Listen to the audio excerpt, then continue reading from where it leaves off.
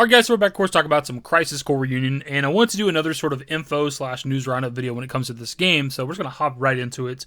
When it comes to the steelbooks for the pre-orders of this game, there was a bit of confusion. This thing is, when Square Enix first announced this, they simply said, check your local retailers for availability. That's literally everything. Local retailers, all of them. Target, Walmart, Best Buy, etc., etc. They had nothing specific. But then a couple of days later, they mentioned that you can get it at Best Buy. And if you actually look at the advert that Best Buy has for this, it says only at Best Buy. So I wanted to talk about this for multiple reasons. For one, we did do a community post about it, but of course I want to throw it into video because it's probably going to have more eyes on it.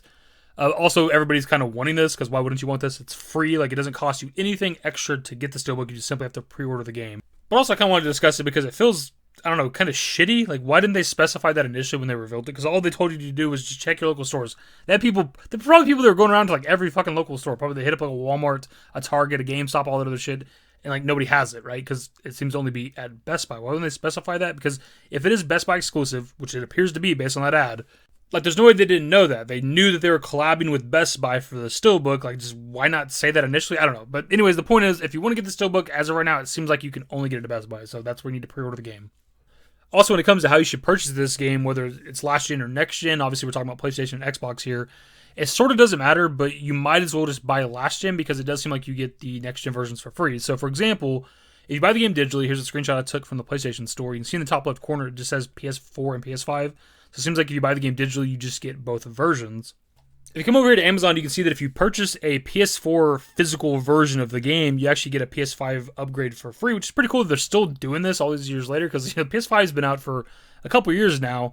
It's kind of cool that they're still offering this, because they could have just not. I just say that because they've already been doing like that free next-gen upgrade for a couple years now, and you got to think at a certain point, like the devs and developers and shit want to stop doing that, because that technically makes them less money, but at least they're still doing that for now.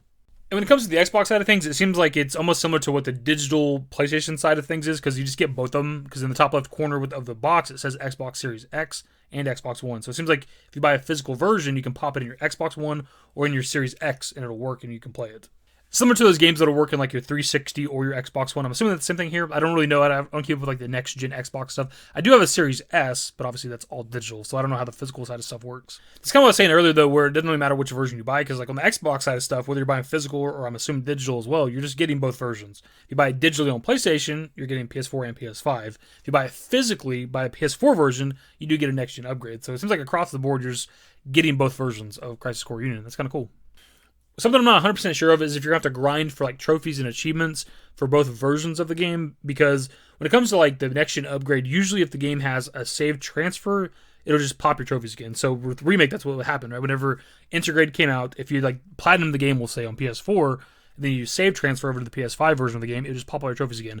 So I guess really the question is whether or not there's going to be save transfer between the versions, and I don't know if we know that yet, or if that'll ever be a thing. But if there is save transfer from the PS4 version to the PS5, and I'm assuming Xbox One to Series X, that should pop your trophy/achievement. So you should only have to like platinum or finish one game fully if you're somebody that goes for that shit. But I do know when it came to like Integrate coming out, there are people that were excited to like platinum the game again. So even if there is save transfer, you don't have to do it. You can start a fresh playthrough and start from the beginning and re-earn that stuff if you want to. And lastly for the video, I do want to talk about the demo really quickly. And it's not about the demo itself, because, I mean, I've seen a little bit of stuff here and there. I haven't watched a lot of the gameplay that's out there, like the full demo, which I know it's like the Wu Tai mission from the beginning where Zack meets Yuffie or whatever. I haven't watched all of that yet, because I don't really need to. I'm getting the game regardless. But I do want to talk about the demo itself and whether or not we're actually going to get a public demo, because I'm kind of curious about that. And I ask this question because, for one, Square Enix usually has demos for the games. I can't say it's like a 100% ratio, but it's pretty damn high. Like, even something like DioField Chronicle, which just dropped a couple days ago, had a demo as far back as like August. Specifically, the demo came out on August 9th. That's kind of standard, or pretty close to standard for what we see with Square Enix, because it's like a month and a couple weeks, right? And when it came to like Remake back in 2020, the demo came out on March 2nd, and the game obviously came out on April 10th. So it's like a month and a week or so before the game came out. So it makes me wonder if we're not going to get a demo for this game roughly about a month or so before it comes out. So that'd be like either early November or maybe late October, just kind of depending on when they'd want to drop it. Again, assuming that there even is going to be a public demo at all. And I'm not even sure when they would announce it, because I tried to research and look it up, because it's been a couple years. I don't remember a lot of this shit when it came to Remake. I'm not sure when there was they like announced that there would be a public demo that everybody could like download and play for free when it came to Remake. I couldn't find that online. All I remember is that the demo leaked back then. Like, it was like found on like the back-end servers or some shit of PlayStation, on PlayStation Network or whatever.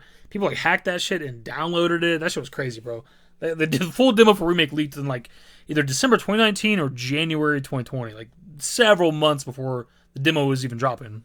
So I'm not entirely sure if we're going to get that Tokyo Game Show demo that people were playing, right? I don't know if they're going to release that publicly on like PSN or whatever the case, and maybe Xbox as well. I don't know if they would do it on Xbox. It's kind of weird, right? Because a lot of Final Fantasy games for a couple years now have been like PS exclusive, but if they were to drop a demo, now that I think about it, I don't even know if it would be on all platforms. Could you play the demo on Switch? Could you play the demo on Xbox? I don't know. It'd be interesting to see. But if I had to hazard a guess, I would think that there would be a public demo for this game. I mean, they went through the effort of making a playable demo for these gaming events, so why not make further use of that and drop it, publicly so that everybody can try the game out. That's more or less the video, my dudes. Just wanted to let you guys know where you can get the Steelbook at least as of right now. If there's any follow-up to any of this stuff, whether you can get the Steelbook from other places, whether we know if there's going to be save transfers, how the trophy and achievements are going to work, whether or not there's going to be a public demo at some point, I'll let you guys know for sure, man. You already know I got you. That's the video, my dudes. Hopefully you enjoyed it. Did give a thumbs up, subscribe to the channel if you guys are interested in more Crisis Core Final Fantasy 7 reunion content.